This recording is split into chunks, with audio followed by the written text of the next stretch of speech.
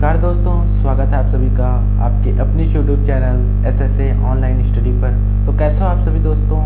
I hope आप सभी अच्छे होंगे। तो हम आज इस क्लास में RRB ग्रुप डी के जियोग्राफी क्वेश्चन को हम डिस्कस करेंगे, जो कि आपके एग्ज़ाम के पॉइंट ऑफ व्यू से बहुत ही महत्वपूर्ण होंगे। हम 2018 में जितने भी जियोग्राफी के क्वेश्चन आए हुए हैं उन सभी को आज हम डिस्कस करेंगे। ये पार्ट दूसरा है, इससे पहले एक पार्ट और आ चुका है, तो आप उसे भी देखिए।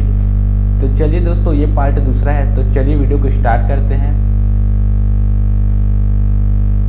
भारत का कौन सा राज्य रबड़ का अग्रणी उत्पादक है?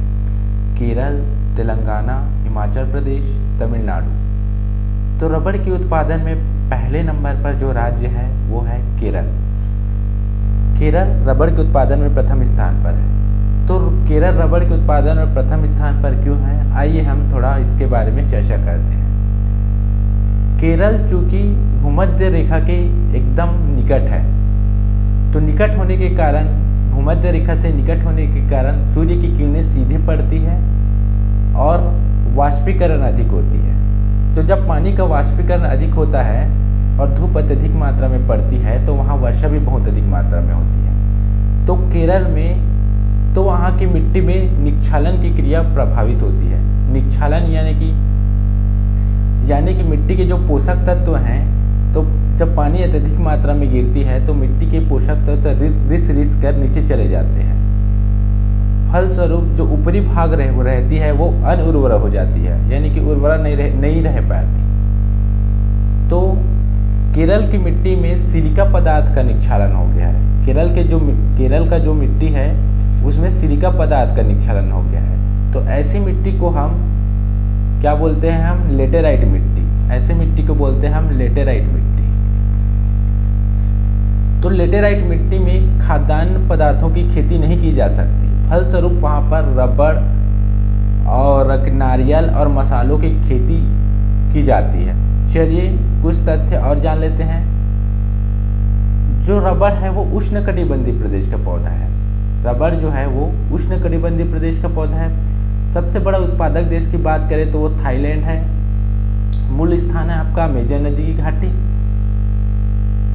अमेजन नदी की घाटी कहाँ है? यह है ब्राजील में।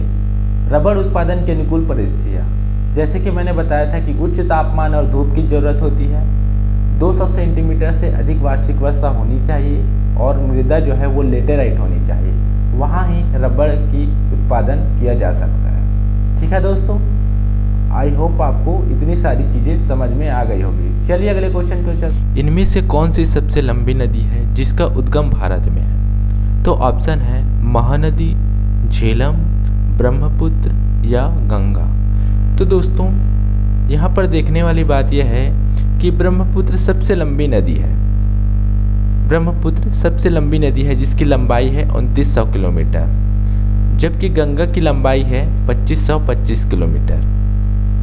लेकिन ब्रह्मपुत्र सबसे लंबी नदी है, लेकिन इसका उद्गम भारत में नहीं होता है। यह तिब्बत के पठार से होता है। तो ये ऑप्शन गलत हो जाएगा। हमें वह आंसर याद करना है जिसका उद्गम भारत में है। तो इसका सही आंसर हो जाएगा दोस्तों गंगा। गंगा सबसे लंबी नदी है जिसका उद्गम भारत में होता है। तो इसकी लंबाई है 2525 किलोमीटर। यह अलकनंदा और भागीरथी दो धाराओं के मिलने से बना है। तो यह उत्तराखंड राज्य से निकलती है और 5 राज्यों में प्रवाहित होती है। तो कहाँ कहाँ प्रवाहित होती है?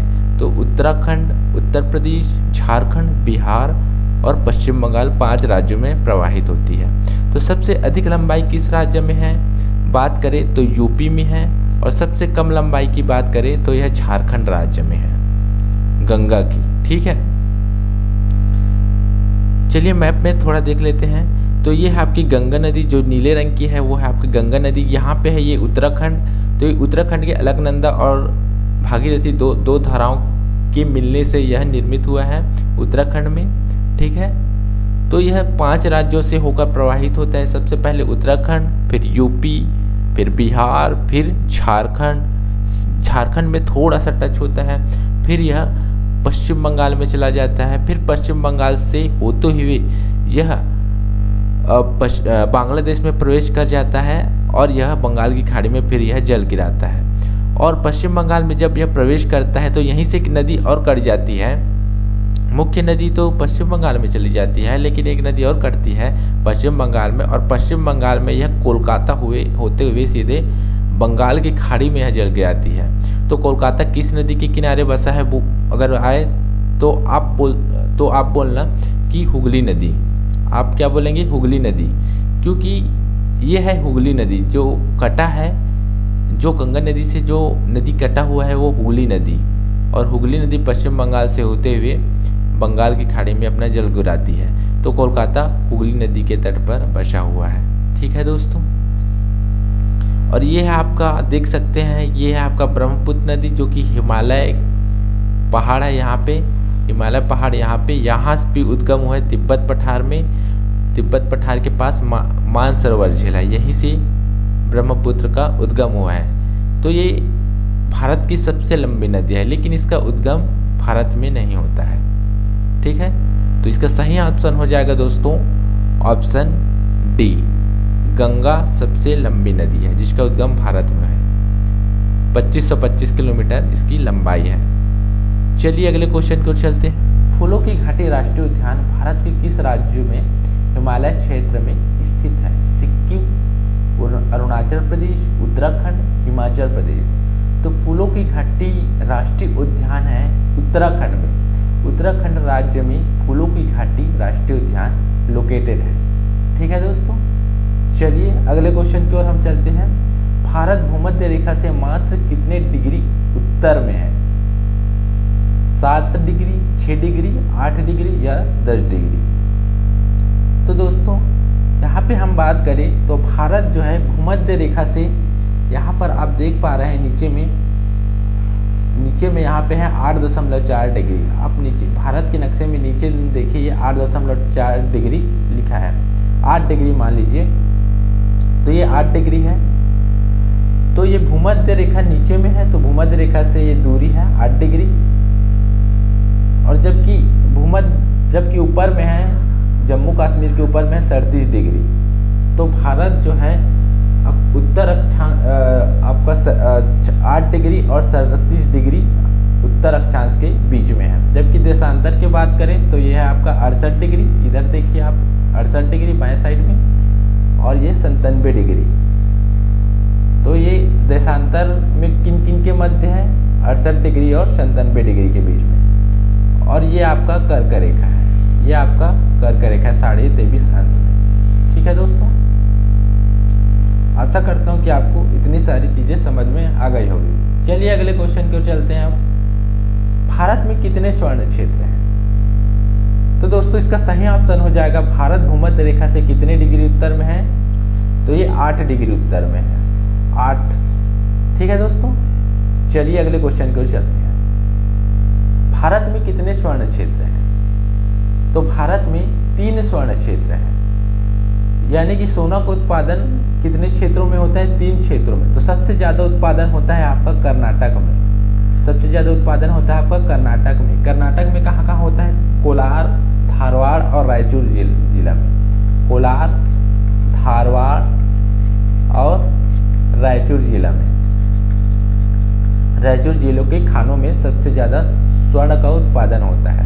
आप लोगों ने KGF मूवी देखी होगी, KGF में ही आपका कोलार का उल्लेख है, कोलार नामक स्थान का उल्लेख है KGF मूवी में। ठीक है दोस्तों, आप लोगों ने तो देखी ही होगी। तो पहले स्थान पर है कर्नाटक स्वर्ण उत्पादन में, दूसरे स्थान पर है आंध्र प्रदेश और तीसरे स्थान पर है झारखंड। ठीक है दोस्तों, चलिए अब हम अगले क्वेश्चन की ओर चलते हैं। डेजर्ट राष्ट्रीय उद्यान किस राज्य में स्थित है? असम, गुजरात, केरल या राजस्थान? तो दोस्तों इसका सही ऑप्शन हो जाएगा राजस्थान। डेजर्ट राष्ट्रीय उद्यान राजस्थान में स्थित है। और राजस्थान में कहाँ स्थित है? तो ये थार मरुस्थल में स्थित है। यह केवल राज्य का नहीं बल्कि पूरे भारत का सबसे बड़ा राष्ट्रीय उद्यान है। जो डेजर्ट राष्ट्रीय उद्यान है यह केवल राजस्थान का ही नहीं बल्कि यह पूरे भारत का सबसे बड़ा राष्ट्रीय उद्यान है। तो आप इस बात को भी आप याद रखिएगा। चलिए अब अगले क्वेश्चन की ओर चलते हैं। सोमनाथ मंदिर भारत में किस राज्य के पश्चिमी तट पर स्थित है? तो सोमनाथ मंदिर दोस्तों यह गुजरात के पश्चिमी तट पर स्थित है। गुजरात के यह पश्चिमी तट पर स्थित है। तो सोमनाथ मंदिर के बारे में थोड़ी बहुत बात जान लेते हैं। सोमनाथ मंदिर में मोहम्मद गजनवी ने हमला किया था। मोहम्मद गजनवी ने सोमनाथ मंदिर में आक्रमण किया था। कब किया था? तो 1025 ईस्वी में किया था। 1025 ईस्वी में आक्रमण किया था। तो आप इस चीज को भी आप ध्यान में रखिएगा। तो सोमनाथ मंदिर कहाँ है? गुजरात में है, पश्चिमी तट पर। ठीक है दोस्तों, चलिए अगले क्वेश्चन को चलते हैं। हिमाचल प्रदेश की दूसरी राजधानी क्या है? तो हिमाचल प्रदेश की दूसरी राजधानी है आपकी धर्मशाला। दूसरी राजधानी क्या है? धर्मशाला। हिमाचल प्रदेश जिसे हम देवभूमि के नाम से भी जानते हैं, इसकी राजधानी शिमला है। लेकिन ये कौन सी राजधानी है? ये शीतकालीन राजधानी है, यानी कि शीत के मौसम में ये राजधानी हो जाती है, तो इसे शीतकालीन राजधानी कहते हैं। जबकि मुख्य राजधानी है आपकी शिमला। ठीक है दोस्तों, चलिए अगले क्वेश्चन को चलते हैं। 21 जनवरी 1972 को कौन से राज्य का गठन किया गया था? तो दोस्तों ये सभी क्वेश्चन जितने भी हम कर रहे हैं, ये सभी ग्रुप डी के 2018 में आए हुआ क्वेश्चन है। 2018 में आया हुआ क्वेश्चन है ये। ठीक है दोस्तों, तो आप इसे अच्छे से ध्यान से देखिए और तभी आप अच्छे से हल कर पाएंगे। 21 जनवरी 1972 को कौन से राज्य का गठन किया गया था? तो 21 जनवरी 1972 को मेघालय का गठन किया गया था। मेघालय राज्य का गठन किया गया था। तो मेघालय जो है वो पहले असम का ही भाग था। असम में ही 3 पर्वतीय जिले थे, गारो, खासी और जयंतिया। गारो, खासी और जयंतिया 3 पर्वतीय जिला थे। ये तीनों पर्वतीय जिले थे, पर्वत पूरे पहाड़ी क्षेत्र है। तो ये 3 जिले थे, तो इसको ही अलग करके मेघालय बनाया गया। ठीक है दोस्तों, कब बनाया गया? तो 21 जनवरी 1972 को। चलिए अगले क्वेश्चन की ओर अब बढ़ते हैं। पेरियार नेशनल पार्क किस राज्य में है? तो दोस्तों आप नेशनल पार्कों को तो आप बिल्कुल ध्यान से देखिएगा, क्योंकि नेशनल पार्क ग्रुप डी के 2018 के लगभग हर सेट में आया हुआ क्वेश्चन है। ठीक है दोस्तों, नेशनल पार्क से कुछ न कुछ क्वेश्चन जरूर बन रहा है, तो आप इसे अच्छे से ध्यान से देखिए। नेशनल पार्क और अभ्यारण्य। ठीक है, तो पेरियार नेशनल पार्क है आपका केरल में। तो पेरियार नेशनल पार्क किस लिए प्रसिद्ध है? तो यह हाथियों के लिए प्रसिद्ध है। किस लिए प्रसिद्ध है? हाथियों के लिए प्रसिद्ध है। ठीक है दोस्तों, और इसकी स्थापना भी देख लेते हैं। इसकी स्थापना कब हुई थी? 1982 में हुई थी। 1982 में इसकी स्थापना हुई थी। चलिए अगले क्वेश्चन की ओर बढ़ते हैं। इंडिया नाम किस नदी से लिया गया है? जो हमारा देश भारत है उसको बोलते हैं हम इंडिया। तो वो इंडिया नाम किस नदी से लिया गया है? ब्रह्मपुत्र, इरावदी, सिंधु या गंगा? तो दोस्तों इंडिया नाम लिया गया है सिंधु से। सिंधु को पहले बोला जाता था इंडस। सिंधु को क्या बोला जाता था? इंडस। तो इंडस से ही आपका इंडिया नाम निकला है। ठीक है दोस्तों, यूनानियों ने ही हिंदुस्तान को इंडिया नाम दिया था। किन्होंने दिया था? यूनानियों ने। यूनानियों ने ही हिंदुस्तान को इंडिया नाम दिया था। ठीक है दोस्तों, चलिए अगले क्वेश्चन को चलते हैं। भारत की उच्चतम चोटी कौन सी है? कैलाश, एवरेस्ट, किलिमंजारो या कंचनजंगा? तो सबसे ऊंची चोटी है दोस्तों कंचनजंगा। कंचनजंगा भारत की सर्वोत्तम चोटी है। इसकी ऊंचाई याद कर लेते हैं। इसकी ऊंचाई है 85-86। आप इस प्रकार से याद कर सकते हैं 85-86 मीटर इसकी ऊंचाई है। ये हालांकि विश्व की तीसरी सबसे ऊंची चोटी है। ये विश्व की तीसरी सबसे ऊंची चोटी है कंचनजंगा, लेकिन भारत की उच्चतम चोटी कंचनजंगा और विश्व की तीसरी उच्चतम चोटी। और सबसे ऊंची चोटी की बात की जाए तो माउंट एवरेस्ट। आप इसको रट लीजिए, सबसे ऊंची चोटी है माउंट एवरेस्ट। इसकी लंबाई भी आप ध्यान में रखिएगा 8848 मीटर।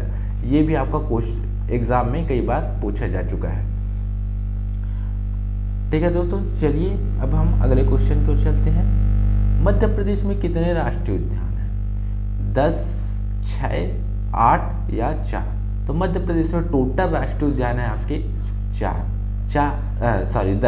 10 नेशनल पार्क है मध्य प्रदेश में टोटल। ठीक है दोस्तों, कौन कौन से नेशनल पार्क है आइए थोड़ा सा गौर करते हैं, क्योंकि जहाँ जिस राज्य में ज़्यादा राष्ट्रीय उद्यान होते हैं वहाँ से क्वेश्चन पूछे जा सकते हैं, उसके नाम से पूछे जा सकते हैं कि ये किस राज्य में है। तो मध्य प्रदेश में है बांधवगढ़ राष्ट्रीय उद्यान, कान्हा राष्ट्रीय उद्यान, सतपुड़ा राष्ट्रीय उद्यान, चंबल, पेंच, पन्ना, मांडला, वन विहार, माधव और संजय।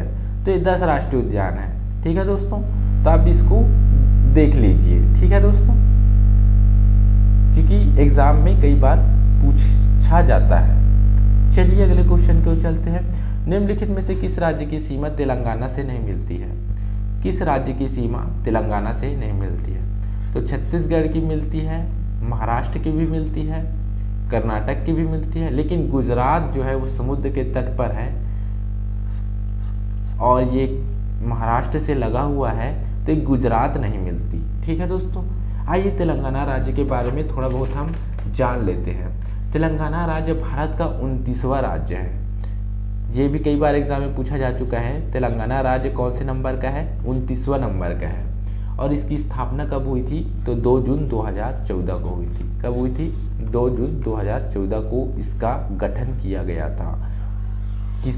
ठीक है दोस्तों, चलिए हम अगले क्वेश्चन को चलते हैं। कमल किस राज्य का फूल है? कमल किस राज्य का फूल है? और हाँ, एक बात और आप ध्यान रखिएगा कि सभी राज्यों के राजकीय फूल, राजकीय पशु को आप याद रखिएगा, क्योंकि ग्रुप डी में यहाँ से क्वेश्चन पूछे ही जा रहे हैं। ठीक है दोस्तों, 2018 में हर सेट में पूछा गया है। तो कमल जो है वो है आपका उड़ीसा, मणिपुर, पंजाब या कर्नाटक। तो कमल है कर्नाटक का राजकीय फूल, राज्य फूल है। ठीक है दोस्तों, कमल वैसे तो राष्ट्रीय फूल है। ठीक है, भारत का राष्ट्रीय फूल क्या है? कमल है, लेकिन ये कर्नाटक का भी राजकीय फूल है। इसके अलावा हरियाणा का भी ये राजकीय फूल है और जम्मू कश्मीर का भी ये राजकीय फूल है। तो आप इसको भी आप याद रखिएगा। चलिए अगले क्वेश्चन को चलते हैं। कथकली एक नृत्य अभिनय है, तो ये कौन से राज्य का है नृत्य? आंध्र प्रदेश, केरल, मणिपुर या तमिलनाडु? तो कथकली है दोस्तों केरल का है। केरल का यह एक शास्त्रीय नृत्य है। कथकली नृत्य एक शास्त्रीय नृत्य है केरल का। इसके अलावा केरल में और भी बहुत शास्त्रीय नृत्य हैं। वो कौन कौन से हैं आइए थोड़ी बहुत जान लेते हैं। तो मोहिनी अट्टम भी आपका केरल का एक शास्त्रीय नृत्य है। इसके अलावा कुटीकोट्टम और कोट्टम कोल्लम। तो आप ये 4 शास्त्रीय नृत्य केरल के आप याद रखिएगा, कथकली, कुटीकोट्टम, कोट्टम कोल्लम, मोहिनीअट्टम। ठीक है दोस्तों, चलिए अब हम अगले क्वेश्चन को चलते हैं। खासी, गारो और जयंतिया पहाड़ियाँ स्थित है। तो दोस्तों खासी, गारो और जयंतिया पहाड़ियाँ कहाँ स्थित है? तो ये दोस्तों मेघालय में स्थित है। मेघालय में 3 पहाड़ियाँ हैं, गारो, खासी और जयंतिया। ठीक है दोस्तों, यहाँ से एक क्वेश्चन और बनता है कि खासी पहाड़ी में सबसे अधिक वर्षा होती है, सबसे अधिक वर्षा होती है। और खासी में एक स्थान है मासिन राम स्थान है। तो सबसे ज़्यादा वर्षा प्राप्त करने वाला स्थल अगर आए एग्जाम में तो आप कहेंगे मासिन राम। तो ये कहाँ स्थित है? खासी में। तो मासिन राम सबसे अधिक वर्षा प्राप्त करने वाला स्थान है। यहाँ 1080 सेंटीमीटर से अधिक औसत वार्षिक वर्षा होती है। तो आप इस चीज़ को भी आप याद रखिएगा। चलिए अब हम अगले क्वेश्चन को चलते हैं।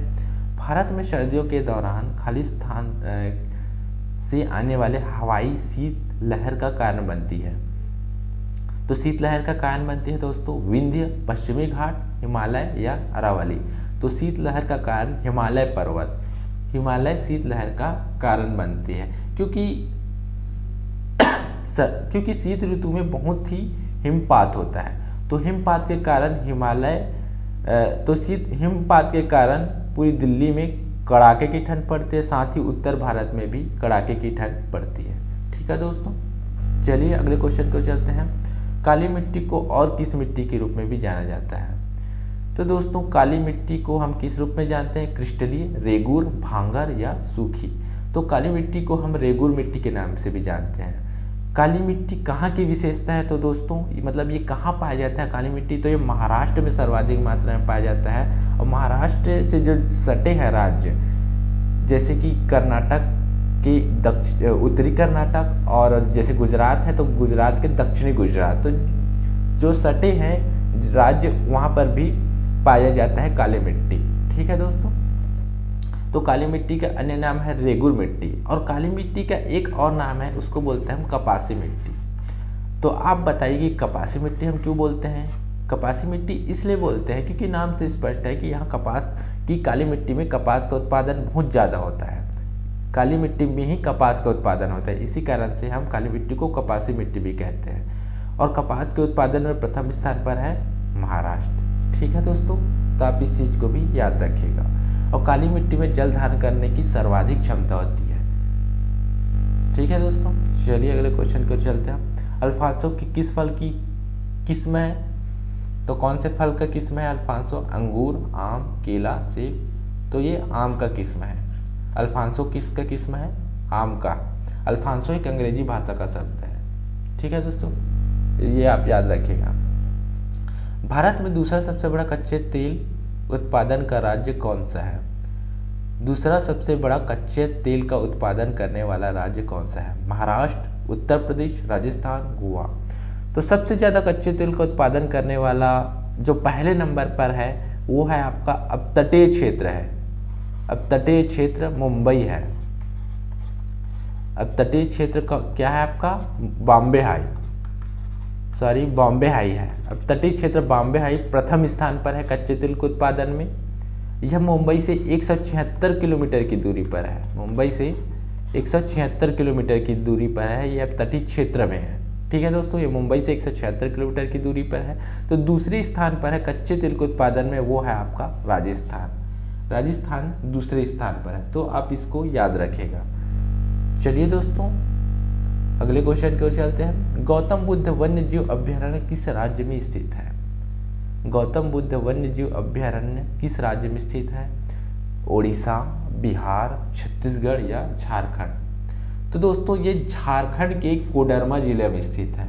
झारखंड के कोडरमा जिला में यह स्थित है गौतम बुद्ध वन्य जीव अभ्यारण्य। ठीक है दोस्तों, चलिए अब अगले क्वेश्चन की ओर चलते हैं। दोस्तों अगर आपको ये वीडियो पसंद आ रहा है तो प्लीज़ आप इसे लाइक कीजिए, शेयर कीजिए और चैनल को सब्सक्राइब कीजिए और हमें सपोर्ट कीजिए। चलिए अगले क्वेश्चन की ओर चलते हैं। भारतीय खाद्य सुरक्षा एवं मानक प्राधिकरण का मुख्यालय कहाँ स्थित है? हैदराबाद, मुंबई, नई दिल्ली, चेन्नई। तो भारतीय खाद्य सुरक्षा एवं मानक प्राधिकरण का मुख्यालय है दोस्तों नई दिल्ली में। ये भी आपका ग्रुप डी में आया हुआ क्वेश्चन है, तो आप इसको अच्छे ध्यान से देखिएगा। तो खाद्य सुरक्षा तथा मानक अधिनियम 2006 के अंतर्गत इसकी स्थापना की गई थी। कब की गई थी? तो ये 2011 में की गई थी। ठीक है दोस्तों, 2011 में इसकी स्थापना की गई थी, तो आप इसको याद रखिएगा। चलिए अगले क्वेश्चन को चलते हैं। कॉफी बोर्ड ऑफ इंडिया का मुख्य कार्यालय कहाँ स्थित है?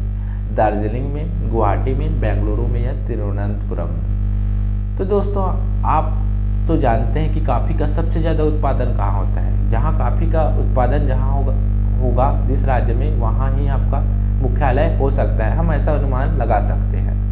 तो कॉफ़ी का उत्पादन होता है वो होता है आपका कर्नाटक में सबसे अधिक होता है। कॉफ़ी का उत्पादन लगभग 68% उत्पादन करता है कर्नाटक राज्य कॉफ़ी का। जिसका मुख्यालय है आपका बेंगलोर में। बेंगलोर में इसका मुख्यालय है। तो इसकी स्थापना कब हुई थी? कॉफ़ी बोर्ड ऑफ इंडिया का मुख्यालय की कार्यालय की स्थापना कब हुई थी कॉफ़ी बोर्ड ऑफ इंडिया की? तो ये हुई थी आपकी 1942 में। 1942 में स्थापना हुई थी। और कर्नाटक में जो कॉफ़ी मिलती है वो कहाँ से मिलती है, कौन से पहाड़ी से मिलती है? तो बाबा बुदन पहाड़ी से मिलती है। ठीक है दोस्तों, तो आप इतनी सारी चीज़ें ध्यान में रखिएगा। 2011 की जनगणना के अनुसार भारत में गरीबी रेखा यानी कि BPL के नीचे का प्रतिशत क्या है? तो भारत में गरीबी रेखा, कितने लोग गरीबी रेखा में के नीचे वास करते हैं, तो प्रतिशत में कितना है, तो वो है आपका 22%। 22% है आपके भारत में गरीबी रेखा। ठीक है दोस्तों। वैसे तो राज्य की बात करें तो छत्तीसगढ़ पहले स्थान पर है प्रतिशत की बात करें तो, लेकिन ये आंकड़ा भी बदल भी सकता है, बदल भी गया होगा। ठीक है दोस्तों, तो आप इसको ये ध्यान में रखिएगा। ठीक है, ये आंकड़ा बदल भी सकता है। सीजी पहले स्थान पर था, लेकिन ये आंकड़ा बदल भी सकता है, तो आप भी इसको याद रखिएगा। तो आज का सेशन हम यहीं पे समाप्त करते हैं दोस्तों। आशा करता हूँ कि आपको ये वीडियो पसंद आई होगी। अगर आपको ये वीडियो पसंद आई है तो आप ये वीडियो लाइक कीजिए, सब्सक्राइब कीजिए चैनल को, और वीडियो को शेयर कीजिए, ताकि हमें और आगे मोटिवेशन मिलती रहे। तो आज का सेशन हम यहीं पे अब समाप्त करते हैं दोस्तों। तब तक के लिए बाय बाय, टेक केयर।